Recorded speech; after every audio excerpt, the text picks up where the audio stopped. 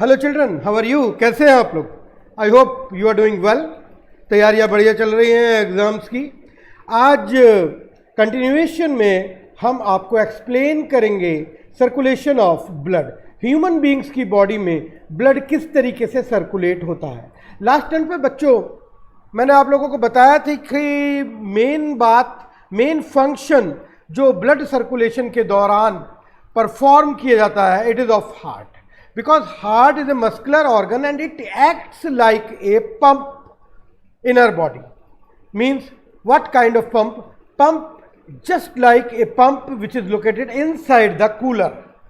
हमारे कूलर के अंदर एक पंप लगा होता है जो पानी को पूरे कूलर की बॉडी के अंदर रोटेट करता है। ठीक इसी तरीके से हार्ट का काम भी एक पंप की तरह से ही है, क्योंकि हार्ट भी उसी तरीके से ब्लड को पूरी बॉडी के अंदर रोटेट करने का काम करता है। बच्चों यहां पर मैं आप लोगों को दोबारा से कुछ हार्ट के स्ट्रक्चर के बारे में बताऊंगा, लेकिन उससे पहले मैं आप लोगों को बताना चाहूंगा कि किस तरीके से हार्ट में ब्लड आता है और किस तरीके से पूरी बॉडी में आ जाता है। देखिए बच्चों, दिस इज आवर हार्ट। यहां मैंने इसके लिए यहां लिख दिया है हार्ट। ये हमारा हार्ट है। इस चीज को आप लोगों को बहुत ध्यान से कंसंट्रेट करना है। हार्ट से blood it goes to our lungs. ये these are our lungs. One term comes, this is called oxygenation, यानी कि ब्लड का ऑक्सीजनेशन होना, ब्लड के अंदर ऑक्सीजन की एंट्री होना, राइट। तो एक चीज यह है कि blood should be full of oxygen and then blood will go to each and every cell of our body and वहां पर it will deliver the whole oxygen to each and every cell of our body. This is the role of blood. अभी blood के पास oxygen नहीं है, blood is not having oxygen, तो blood goes to our lungs. These are lungs. मैंने आप लोगों के सामने ये lungs बना दी। तो ब्लड जो कि जिसमें अब ऑक्सीजन नहीं है, it goes to lungs to take oxygen. तो हम कैसे यहां पर we can say that the blood is deoxygenated. Please see this topic very carefully. Blood goes to our lungs to get oxygen because the blood is deoxygenated right now.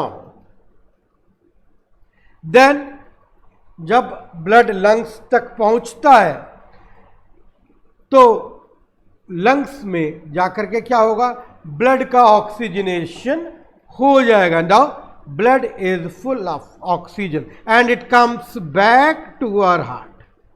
अब blood oxygenated हो गया है और ये वापस heart में आता है। This is oxygenated blood.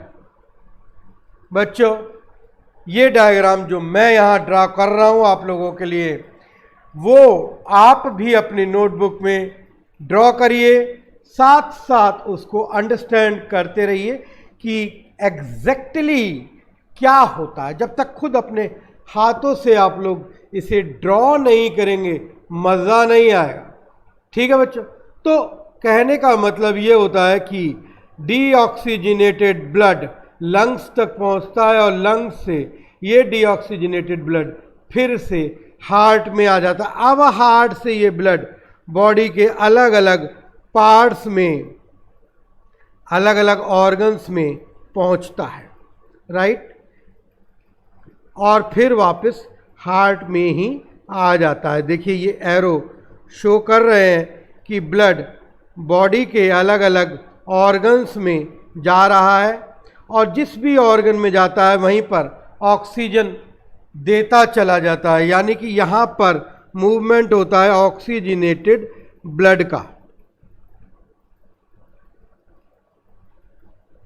और ये ऑक्सीजनेटेड ब्लड अल्टीमेटली सभी ऑर्गन्स में ऑक्सीजन प्रोवाइड करके वास्तव में जब वो लास्ट में हार्ट में पहुंचता है तब तक इसकी ऑक्सीजन खत्म हो चुकी होती है, तो it becomes deoxygenated blood, right. ये हार्ट में वापस आया, देन हार्ट से ये deoxygenated blood again goes to lungs, वहां से फिर ऑक्सीजन लेके ब्लड हार्ट में वापस आता है, फिर पूरी बॉडी के अंदर सर्कुलेट होता है।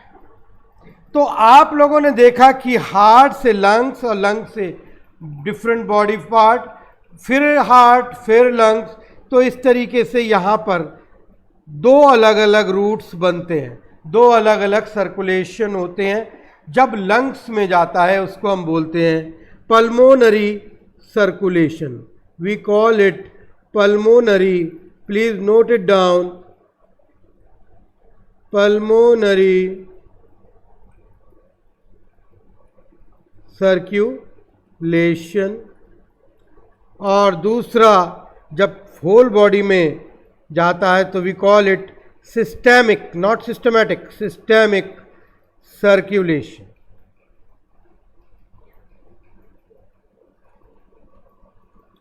तो इस तरीके से हमारी पूरी की पूरी बॉडी के अंदर ब्लड का सर्कुलेशन होता है। दो अलग अलग रूट्स आपको दिखाए मैंने, 1 and 2, इसीलिए it is called double circulation.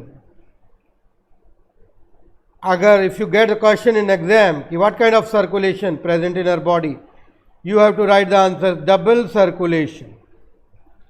Blood का double circulation it takes place in our body. Please note it down. So now you have clearly understood that blood circulates in our body, but it circulates in two different routes. One is called pulmonary circulation and other is called systemic circulation. So this is the exact circulation of blood. तो I hope कि ये सारी बातें आपको clear हो गई होंगी बच्चों। तो डबल सर्कुलेशन के बारे में थोड़ा सा मैं यहाँ पर आपके सामने